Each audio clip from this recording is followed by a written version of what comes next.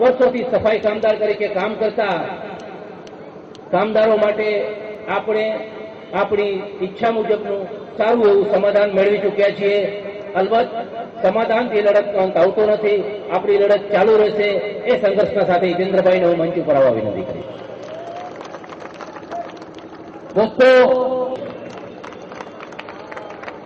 દલિત સંઘર્ષની અંદર સતત પ્રયત્નશીલ અને બાકી તમામ સંઘર્ષોની અંદર સાથ આપનાર જિજ્ઞેશભાઈ મેવાણીને હું મંચ ઉપર આવવા વિનંતી કરીશ. એ જ રીતે હિટાચીના કામદાર અનિલભાઈને હું મંચ ઉપર આવવા વિનંતી કરીશ. હિન્દ મુસ્લિમ સાથે એક થઈ લડત કરવા કેટલાક એમાંથી હું એક પછી એક સાથીને મંચ ઉપર બોલાવવાની વિનંતી કરીશ. સૌ મંચ ઉપર ઉપસ્થિત થાય. ગામ ભાગલના અબ્દુલ રશીદભાઈ કે જેઓ સરપંચ છે તેઓ મંચ ઉપર આવે. એ જ રીતે હાજીભાઈ ઉમરભાઈ પણ મંચ ઉપર આવે. મજાદર ગામના બિન મોહમ્મદભાઈ મંચ ઉપર આવે.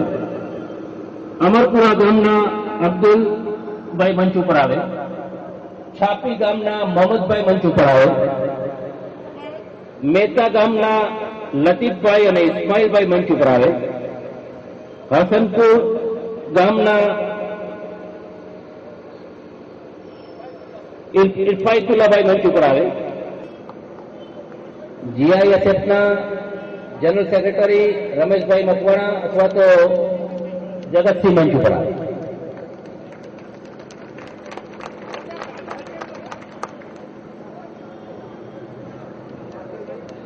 આણંદજી કલ્યાણજી પેઢીના સાથી ભરત ભટ્ટને મંચ ઉપર આવવા વિનંતી.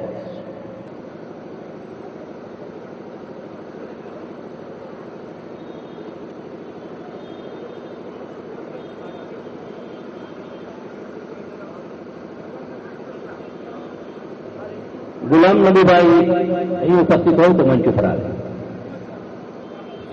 સોનસરા બાદલ. દોસ્તો, અગાઉ મેં જણાવ્યું તેમ આવતા દિવસોની ભ્રષ્ટાચારી, કોમવાદી, કૌભાંડી સરકારો સામે જનસામાન્યનો સંઘર્ષ શરૂ કરવા અંગેની સભા આજે યોજાઈ છે. જનસંઘર્ષ મંચનો ઇતિહાસ એ સંઘર્ષમય ઇતિહાસ છે. શ્રમિકોની લડતમાંથી, શ્રમિકોની લડતની મર્યાદાને સમજી શ્રમિકોની લડતના વિસ્તારને વિસ્તારવા માટે થઈને, જનસામાન્યની લડત બનાવવા માટે થઈને જનસંઘર્ષ મંચની રચના કરવામાં આવી છે. અને આ પ્રજાકીય સંઘર્ષને રાજકીય સ્વરૂપ આપવા માટે થઈને ન્યૂ સોશિયાલિસ્ટ મુવમેન્ટની રચના કરવામાં આવી છે. દોસ્તો, જનસંઘર્ષ મંચ આમ તો છેલ્લા 30 વર્ષથી કાર્યરત છે, પરંતુ જનસંઘર્ષ મંચનો ફાળો વર્ષ 2002 થી કે જ્યારે આ કોમવાદી, ભાગલાવાદી ભાજપ સરકારે એમની ભાગલાવાદી નીતિ અખત્યાર કરી અને બહુમતી અને લઘુમતી વચ્ચે ભાગલા પડાવવાની કોશિશ કરી, ત્યારથી જનસંઘર્ષ મંચ ખરા અર્થમાં સક્રિય રીતે મેદાનમાં આવેલ છે. અને અનેક પ્રકારના સંઘર્ષો પછી એ નાણાવટી પંચ સમક્ષ રજૂઆતોનો સંઘર્ષ હોય, પછી એ મોદી દ્વારા ગરીબોના કરવામાં આવેલ એન્કાઉન્ટરો સામેનો સંઘર્ષ હોય, કે એક બાળકને હોસ્પિટલની અંદર ખોટું લોહી ચડાવી દીધું હોય એના હકનો સંઘર્ષ હોય, કે જ્યારે 2001ની સાલમાં ધરતીકંપ થયો ત્યારે આ સરકાર જે ખોટો નિર્ણય લઈ અને એક ખતરનાક જગ્યા ઉપર પ્રજાના પુનઃવસનની વ્યવસ્થા કરવા જઈ રહી હતી, ત્યારે વૈજ્ઞાનિક સંશોધન કરી એ સંઘર્ષને આપણી વાત, જનસંઘર્ષની વાત સાચી બનાવવાનો સંઘર્ષ હોય. દરેક સંઘર્ષમાં જનસંઘર્ષ કાર્યરત છે. અને એ જ રીતે વર્ષ 2002 થી ન્યૂ સોશિયાલિસ્ટ મુવમેન્ટ પણ રાજકીય રીતે તમામ સંઘર્ષો અંગે કાર્યરત છે. સૌપ્રથમ આ લડતના સતત સાક્ષી અને સાથી એવા શમશાદ પઠાણને હું વિનંતી કરીશ કે આપણને આપણી આ સંઘર્ષની વાત કરે અને આવતા દિવસોના સંઘર્ષની વાત કરે. સાથી શમશાદ. साथियों, आपकी आज इनकलाबी इस रैली और इस जाहिर सभा को लाल सलाम है। साथियों, मुझको हमारे जनसंघर्ष मंच के प्रमुख ने कहा है कि मैं हमारे इन 10-12 सालों के जो संघर्ष के बारे में है उसमें बात करूं। साथियों, आज हम जहां बैठे हैं उससे 50 फुट की दूरी पर कातिलों का ऑफिस है। सिर्फ कातिलों का ऑफिस 50 फुट की दूरी पर बैठे हैं। दोस्तों, हमें डर नहीं लगता ये 50 फुट पर हो या 500 फुट पर हो। हम 2002 में उनके सामने लड़े थे और आगे भी लड़ते रहेंगे। साथियों, यहां पर बैठा हुआ कोई भी इंसान 27 फरवरी 2002 और उसके बाद से हुए दंगों को भूल नहीं सकता।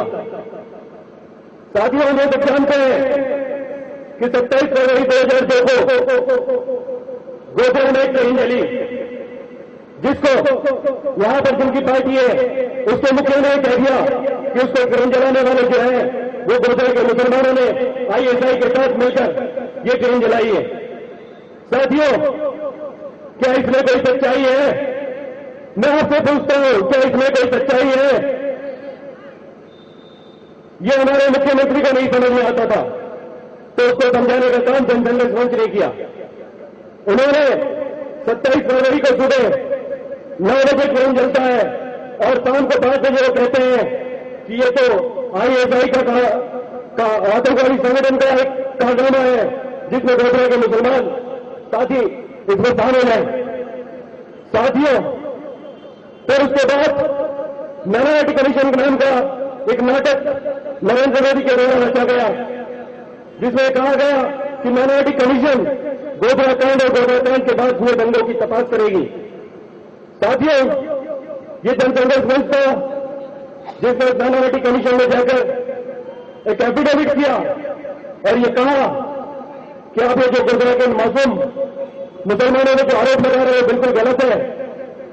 ये ट्रेन का चलना कोई आतंकवादी घटना नहीं है, लेकिन ये एक हादसा है और उसको वैज्ञानिक तरीके से माइनॉरिटी कमीशन ने वीडियो को दिखाकर साबित किया और बाद में उसको हाईकोर्ट और सुप्रीम कोर्ट पर माना कि मैंने गोधरा के मुसलमानों को जो कोटा का कानून लगाया वो बिल्कुल गलत है।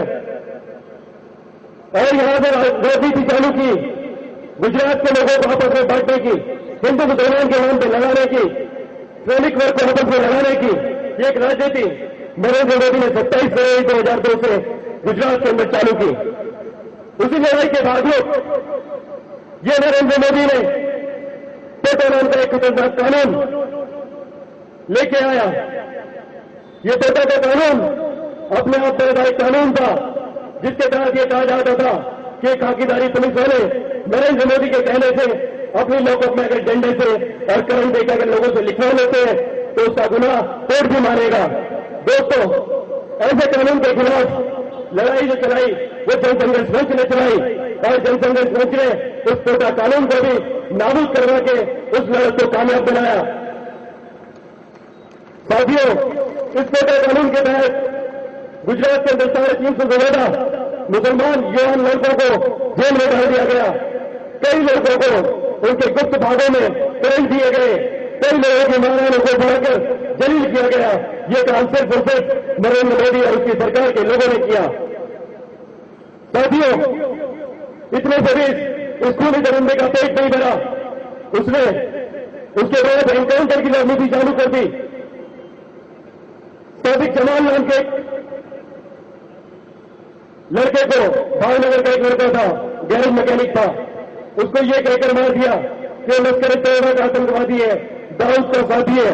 साथियों, जो जनसंघर्ष मंच की तरफ से हम लोग गए वहां उसके घर पर जब हम गए तो हमने देखा कि दाऊद के साथी में आपको अपने आधा शरीर झुका के घुसना पड़ता है। ये दाऊद के साथी। साथियों, उस लड़क को भी जनसंघर्ष मंच आगे लेके गया और उसका नतीजा नरेंद्र मोदी के जाबाज अधिकारी जिन्होंने अभी अभी ये लिखा है कि नरेंद्र मोदी का जो असली ठिकाना है वो साबरमती जेल या मुंबई की तलोजा जेल होनी चाहिए। वो नरेंद्र मोदी के जाबाज अधिकारी ने नरेंद्र मोदी का ठिकाना साबरमती जेल या तलोजा जेल लिखा है। और साथियों, आपका साथ रहा तो हम जरूर नरेंद्र मोदी को साबरमती जेल या तलोजा जेल भेज के रहेंगे। साथियों, ये नरेंद्र मोदी ने गुजरात के अंदर 100 से ज्यादा लोगों को एनकाउंटर के नाम पर मार डाला और उसकी लड़ाई जनसंघर्ष में लड़ता रहा और उसका ये नतीजा हुआ कि आज 50 से ज्यादा पुलिस वाले जेल में बंद हैं, जिसमें 12 से ज्यादा आईपीएस अधिकारी हैं और 2 गृह मंत्री, इनका एक खास अमित शाह और वसुंधरा राजे का गुलाब चंद्र कटारिया।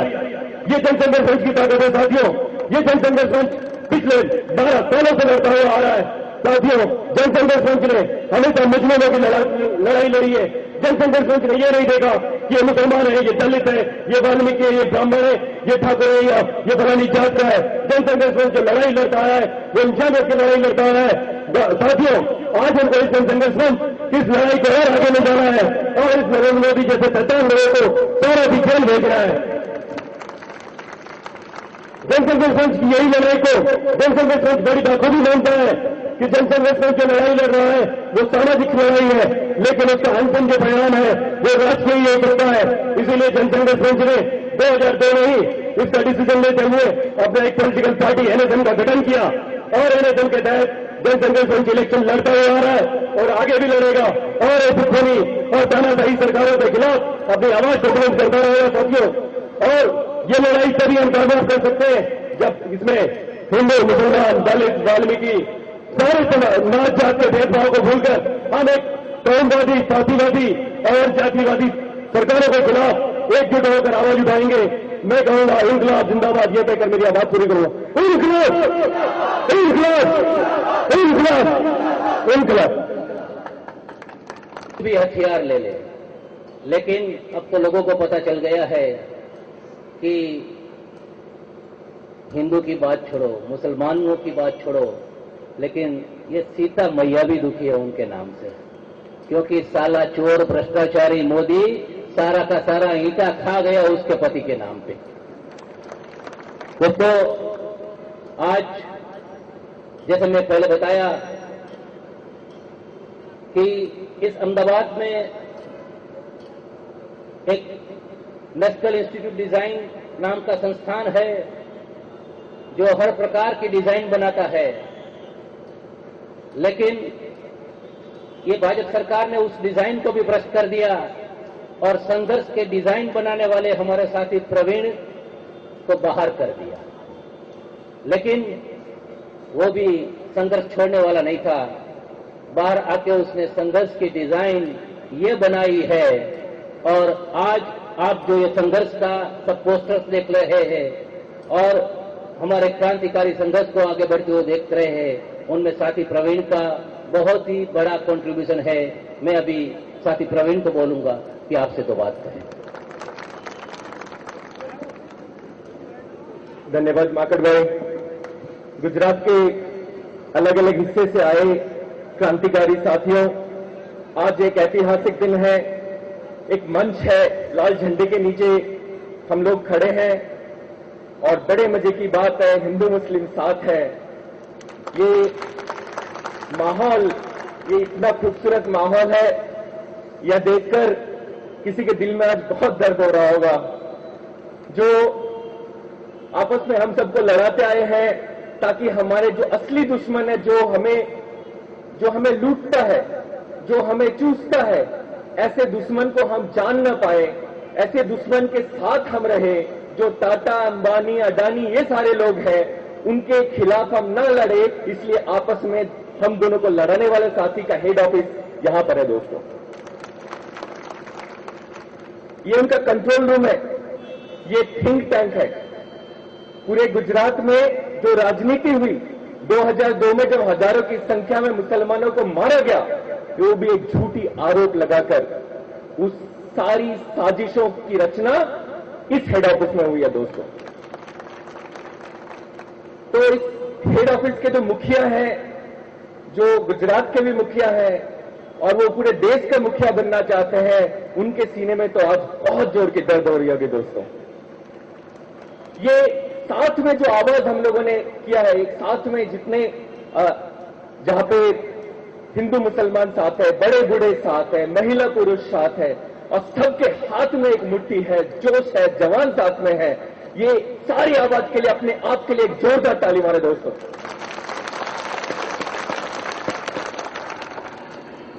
ये जनसंघर्ष मंच का संघर्ष जो है, शमशाद भाई ने उसका एक रूपरेखा बताया कैसे क्या हुआ था। इस मंच में ही है मुकुल भाई हैं, अमरीश भाई हैं, जो पूरे संघर्ष को आगमन देते हुए आए हैं, और साथ में इशाक भाई जैसे साथी भी जुड़ते गए, कारवां बनता गया, बदलाव की आंधी आती गई, और आज का ये ऐतिहासिक हल्ला बोल दिवस पर ये बात बहुत जोर से, इतनी जोर से हम हल्ला बोलेंगे अभी कि दिल्ली तक ये आवाज जाएगी। गांधीनगर तो बस यही है। तो आज का दिन ऐसा है जहां हम साम्राज्यवाद पे हल्ला बोलेंगे, पूंजीवाद पे हल्ला बोलेंगे, ये जो आपस में लड़ाने की राजनीति है इस पे हल्ला बोलेंगे, इनकाउंटर की जो राजनीति है इन पे हल्ला बोलेंगे, भ्रष्टाचार पे हल्ला बोलेंगे, ये झूठवाद पे हल्ला बोलेंगे, और सबसे ऊपर मोदीवाद पे हल्ला बोलेंगे दोस्तों। क्योंकि मोदी जो है वो सबको मिला के है, ये सारी चीजें जो है इसका एक रूप है, वो स्वरूप है, और जिसको लड़ने के लिए हम सब आज एक हुए हैं यहां पर। और यहां पर ये हल्ला बोल आप सब मेरे साथ बोलेंगे। अभी थोड़ी माहौल बननी चाहिए, थोड़ी जम के आनी चाहिए, हाथ उठा के हम सब बोलेंगे हल्ला बोल दोस्तों। बोल मेरी बहना, अरे बोल मेरे भाई, अरे जोर से बोलो, अरे डरता क्या है, अरे डरता क्या है, आराम से बोल, जोर से बोलो, साम्राज्यवाद पे, अरे कौमवाद पे, जातिवाद पे, अत्याचार पे, एनकाउंटर पे, जोर से बोलो, मैं भी बोलूं, तुम भी बोलो, भाजपा के ऊपर, अरे कांग्रेसियों पर, साम्राज्यवाद पे, पूंजीवाद पे, बोल मेरी बहना, बच्चे भी बोले, बूढ़े भी बोले। दोस्तों बहुत बहुत धन्यवाद। खाली एक ही आवाज जो इससे सबको डर लगता है, इस कंट्रोल रूम के मुखिया को डर लगता है, जब सारे लोग एक हो जाएं तो मैं बोलूंगा आवाज दो, आप क्या बोलेंगे? आवाज दो, आवाज दो, आवाज दो, आवाज दो, आवाज दो। बहुत बहुत धन्यवाद दोस्तों। इनकलाब जिंदाबाद।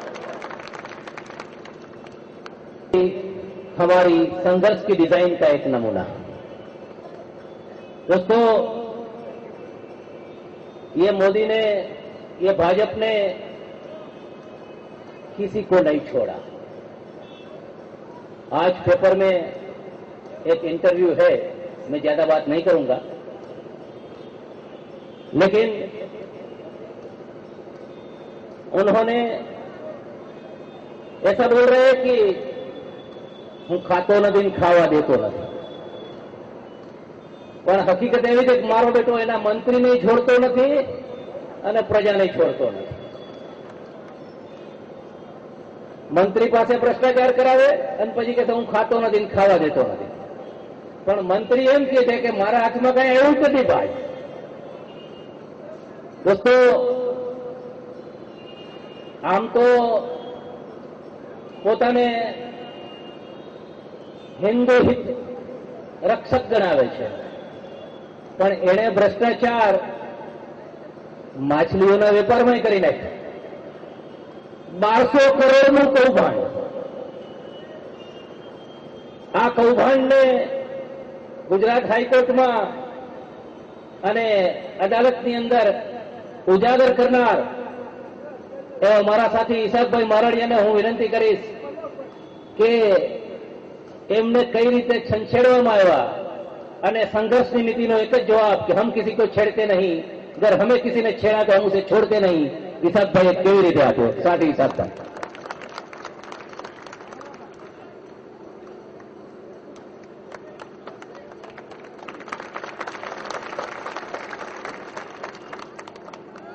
हाँ भाई, हूँ आ पहली फेर आयो छू मंच पर।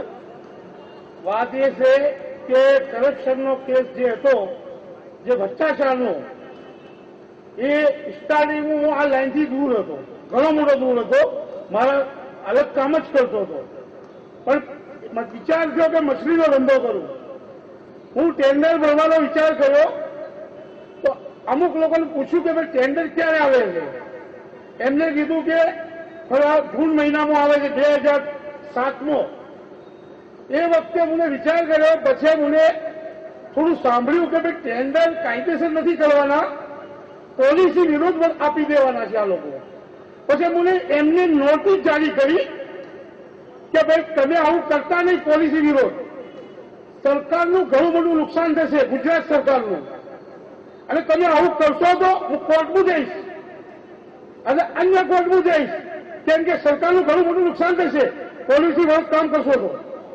પણ આ લોકોને 6 જણો નોટિસો લખી, મુખ્યમંત્રી લખી, નાણાપ્રધાને લખી, 6 જણો લખી હતી, પણ એ બજાઈને બી પાછી આવી. પણ જે કરવાનું તો કરી નાખ્યું. એ 400 કરોડનું નુકસાન થયું. હવે હું કોર્ટમાં ગયો, હાઈકોર્ટ ગયો, સુપ્રીમ કોર્ટમાં ગયો, પછી એ લોકો સ્ટે આવ્યા હતા સુપ્રીમમાંથી, કેન્સલ કરાયો, નવા શરૂથી ટેન્ડર કર્યા, એમાં 400 કરોડનો ફાયદો થયો. જે વસ્તુ 2 કરોડ 53 લાખમાં આપી દીધું હતું એ 400 કરોડનું કર્યું. હવે હું એમ કહું છું કે આટલું મોટું નુકસાન સરકાર જાણી જોઈને કરે, પોલિસીના વિરુદ્ધ કામ કરે, એ સરકાર સત્તા ઉપર શું કરી શકે છે? કોઈ ફાયદો કરી નથી શકતી.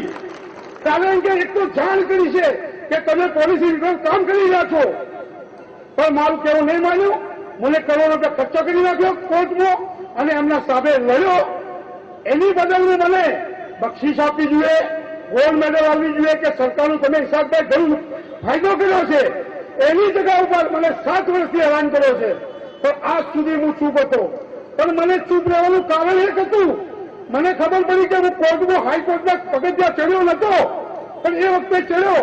આ ડોક્ટર ગોકુલસિંહ આ પીડિતોના કેસ લઈને ચાલી રહ્યા હતા, એકાઉન્ટરના કેસ, ગોધરાકરના કેસ. એમને જોઈ મને ઈચ્છા જાગી કે ભાઈ આના માટે આ સંઘર્ષ માણસ કરે છે તો આના સાથે મારે જોડાવું જોઈએ અને અમે લડવું જોઈએ. એમના સાથે હું જોડાયો અને લડત ચાલુ કરી. પછી મને જન્મ ચાલ્યો, જોયું કે જે પીડિત કેસ કરવા કોઈ તૈયાર નતા. પહેલા 16 બુદ્ધિને કેસ કર્યો, એમાં બંજારા છે, 2-3 ઓફિસર અંદર ગયા. એ વખતે મારા સામે વાત આવી. આજ ડોક્ટર ગોકુલસિંહને મને વાત કરી કે ઈશાકભાઈ તમારા માણસોમાં કોઈ છે કે નહીં, એને રોકવો. હું રોક્યો અને એના પછી બીજા કેસ હું પોતે કરાવડાયા અને હાજર રહી અને મહેનત કરી. આ લડત લીધી ગોકુલસિંહને. હું તો શેર કરું છું આને, કારણ કે મારા સામેની વાત છે. આ માણસ જે 45 દિનથી લડ્યા છે આજ સુધી કોર્ટના અંદર, આ 7 વર્ષથી મારો પરિચય છે કે કોઈ પૈસાની લાલચ નહીં, કોઈ વસ્તુની નહીં, જાનની બી નથી બની માણસની. અને આ લડત આપી તો મારું પદ મુસલમાન લેવાનું પદ નથી બનતું. હવે હું એમ કહું છું, ગુજરાતની અંદર જે બી ચાલ્યું, 1990થી ચાલ્યું હોય કે 2002 ચાલ્યું હોય અને હાલ સુધી ચાલતું આવે છે, પણ હિન્દુ મુસલમાન ભાઈને જે કન્વર્ટ કરે છે, ફૂટ ચાલો હુકુમત કરો, આ ક્યાં સુધી ચાલશે? હવે જે કરી રહ્યા છે એ તો ચાલુ જ છે. હવે આપણો આજ સુધી કોઈ વિરોધ નથી થયો. આ 2 પક્ષ ભેગા થયા છે, આખા કેન્દ્ર દેશથી હલી જવાનું છે કે આવો એકતાઈનો પંચ કદી ભેગો નહીં થાય. અને આની અંદર જે તાકાત છે, આવી તાકાત ક્યારે નહીં આવે. ભાઈ કોઈ બીના જોડે પક્ષ છે, આવો કોઈ બીના જોડે આવો પક્ષ નહીં હોય હિન્દુ મુસલમાનો ભાઈચારાનો. હવે આ ભાઈચારો છે તો તમે અમારા બચ્ચોને શું જગાડવાના, હિન્દુના બચ્ચોને શું જગાડવાના? હવે ટીવીના અંદર જગાડે આ છે, ફલવાના છે. હવે આ મીડિયા એનું કામ કરી રહી છે ભાઈ. પણ મારા કહેવાનો મતલબ આ રસ્તો જાશે ક્યાં? આપણે હવે નહીં જાગું તો ક્યારે જાગશું? હવે આટલા કોભાલ બાલ લાવ્યા, આટલા એકાઉન્ટર બાલ લાવ્યા, હવે નહીં જાગું તો ક્યારે જાગશો મારા ભાઈ? આ મારા ભાઈને તો બોલાયા છે, અમદાવાદનો મારો ભાઈ શું થયા છે? કેમ કે હરેકને લાલચ છે કે મારો ધંધો ખરાબ થશે, હું સામે આવી જશું તો મારો ધંધો ખરાબ થશે. ગરીબ માણસ છે કે હું જેલમાં જઈશ તો મારું ખરાબ થશે. એના માટે કોઈ લડાવવા તૈયાર નથી. 2 ભેગા થઈ જાય 100% આની લડત બહાર આવી જશે અને લડવું જ જોઈએ. અને હું એમ કહું છું, આ નહીં લોકો તો ક્યાં જઈને ઉભું રહેશે? આજ સુધી એમની મહેનત ચાલુ છે. મહેનત ચાલુ ન હોય તો મને કહો. હવે ખોલીને બોલવાની કોઈ વાત નથી. ખરેખર ખાતું આવ્યું છે, જોતા આવ્યા છે, પણ કોઈ કહેવા તૈયાર નથી. કેમ નહીં? ક્યાં સુધી? તમારી ઉંમરો શું?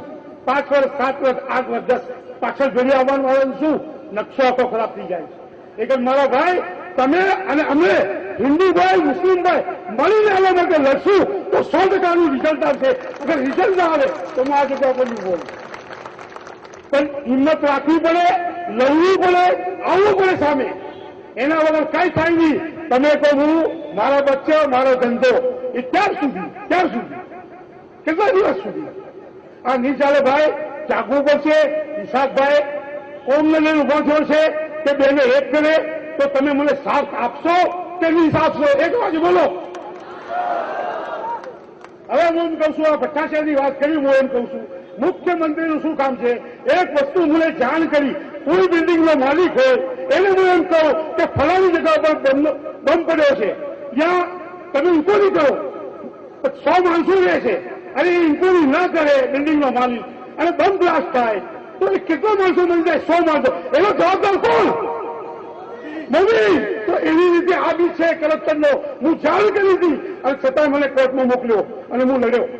ભાઈ હવે હું એમ કહું છું, ભાઈ લોકો, તમે લોકો બી આવી રહ્યા છો, મારા ભાઈ લોકો, આ લડવું જોઈએ કે નહીં લડવું જોઈએ? બોલો, એક જ છે, લડવું જોઈએ. ભાઈ ઊંચા નથી સાથે પાછળ ઘેર જવું છે. ભાઈ જુઓ, આ સાથી છોચી અગર તાકાત હશે મારી જોડે, કેમ નરેન્દ્ર બેસી જવું અને લડત લેશું કે માઇનોરિટીની ક્યાં વાપરો છો તમે? માઇનોરિટીની ક્યાં વાપરો છો તમે? આનો જવાબ અમે લેશું. પણ તમે હિંમત આપશો તો ભાઈ, આ જે ત્યાંથી 150 કિલોમીટર આપણે આવ્યા છે, હું આ હકીકત તમારા સામે મૂકવા માંગતો હતો કે ભાઈ હું દેશકનો એકલો રહું. હવે એ શું કરી લેવાનું હતો? હું એમ કહું છું, 7 વર્ષનું મને શું કરી દીધું? કાંઈ નહીં, બહાર આવશું, ખુલી તો તાકાત મળશે. લડવું જોઈએ ભાઈ.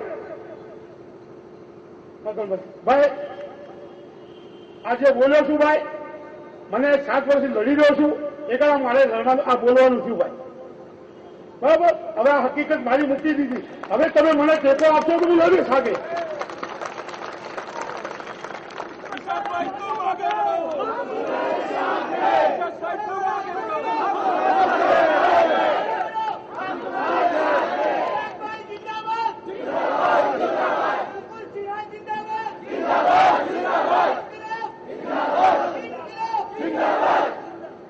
દોસ્તો,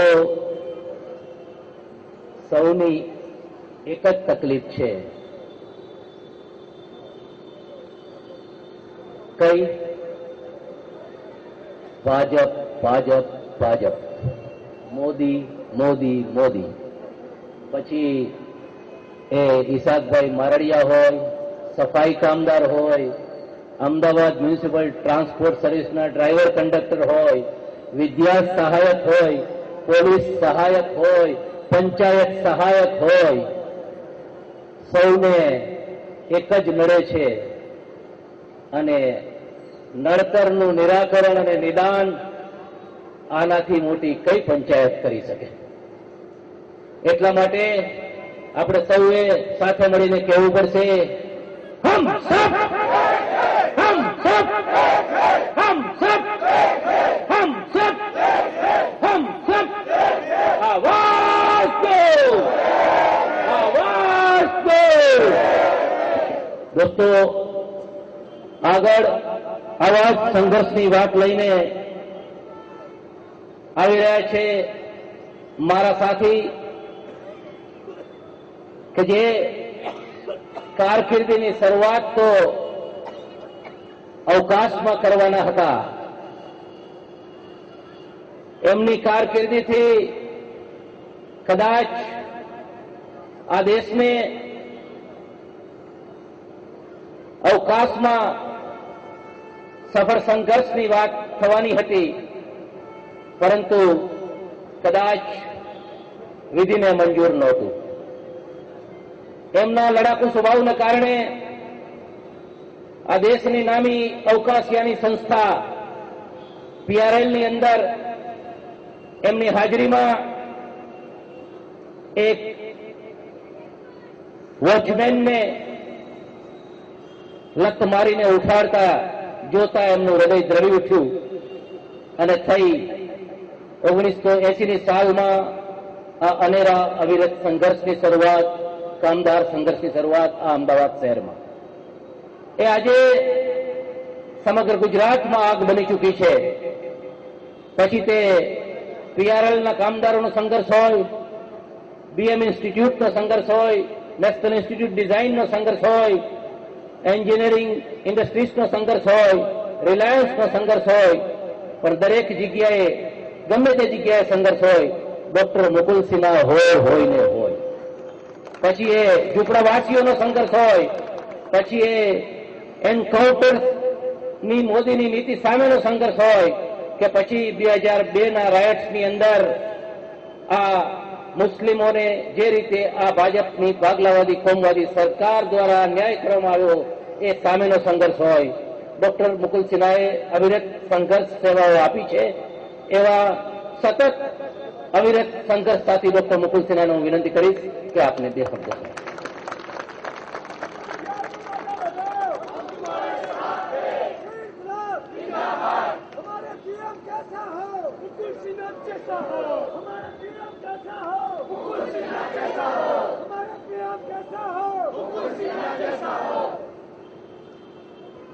नहीं दोस्तों, पीएम बनने का कोई शौक नहीं है।